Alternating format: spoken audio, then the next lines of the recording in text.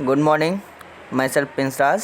आज आप लोग को इकोनॉमिक्स में हम यूनिट फर्स्ट पढ़ाने जा रहे हैं। इसमें हम लोग यूनिट फर्स्ट का जो चैप्टर है development process policies and experience, that means जब से हमारा देश आज़ाद हुआ 1947 1947 टू 1990 तक का इकोनॉमिक हम लोग पढ़ेंगे। कैसे हम लोग का इकोनॉमिक उस समय से डेवलप हुआ और आज भी डेवलप ही हो रहा है। ठीक है, तो आगे हम लोग इंट्रोडक्शन में देखेंगे कि जब हमारा देश आज़ाद हुआ था उससे पहले हम लोग चल जाते हैं बिफ़ोर इंडिपेंडेंट। ठीक है, तो बिफ़ोर इंडिपेंडेंट में जब हम लोग जाते हैं तो हम लोग सुनते हैं कि जब हिस्ट्री आप लोग पढ़ते होंगे तो उसमें आप लोग को बताया जाता होगा कि गोल्ड ऑफ बर्ड हमारे इंडिया को कहा गया है, सोने की चिड़िया। ठीक है, तो इससे आप लोग अनुमान लगा सकते हो कि हमारा इंडिया का कितना इकोनॉमिक अच्छा था, जो हमारे इंडिया को सोने की चिड़िया कहा जाता था।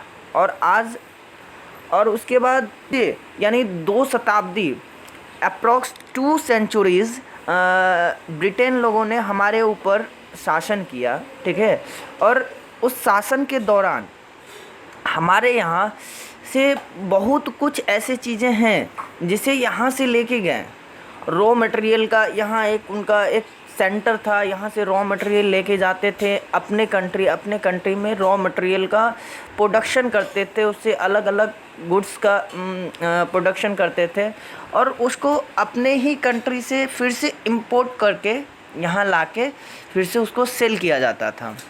ठीक है, तो इससे आप समझ सकते हो कि हमसे ही रॉ मटेरियल लेके कम दामों पे, दाम भी कम दामों पे रॉ मटेरियल लिया जाता था और उसे बाहर फॉरेन भेज के वहाँ पे गुड्स प्रोडक्ट किया जाता था, उसका प्रोडक्शन किया जाता था गुड्स का उस रॉ मटेरियल से, और उसके बाद उसके दोगुने दाम पे हमारे ही कंट्री में लाके उसे सेल किया जाता था। तो इससे अनुमान लगाओ कि हमारी इनकम क्या होगी जब हम लोग किसी चीज़ की खेती करते हैं, पैदावार करते हैं, उसको कम दामों पे बेचते हैं ब्रिटेन के हाथों, और ब्रिटेन लोग उसी को लेके जाते हैं फॉरेन और उससे जिस गुड्स का भी प्रोडक्शन करते हैं उस गुड्स को लाते हैं हमारे कंट्री में, उसको दोगुने दामों पे बेचते हैं। ठीक है, तो आप लोग अनुमान लगाओ कि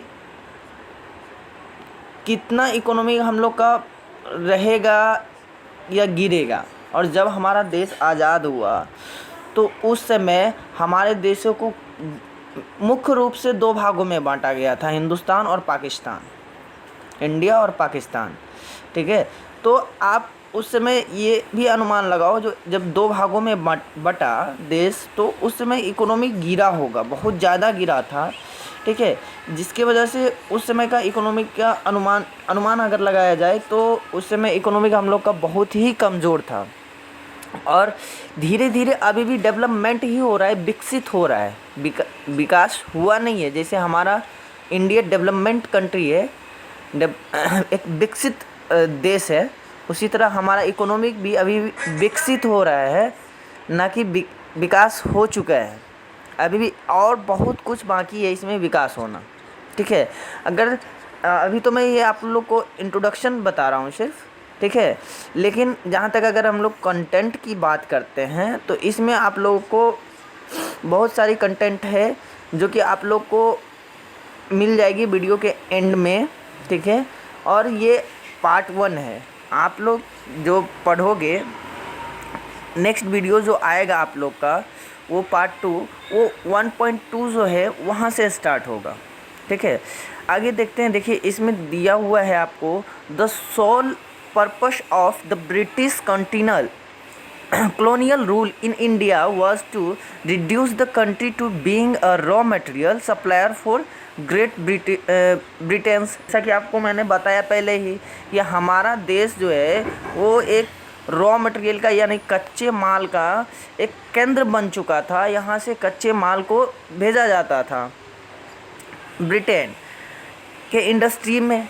ठीक है, और कहते हैं an understanding of the exploitative Nature of this relationship is essential for any assessment of the kind and level of development which the Indian economy has been able to attain over the last 6.5 decades.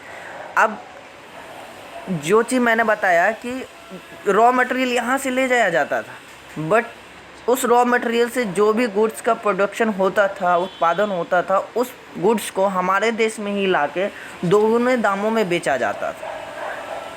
ठीक है, आगे आप लोग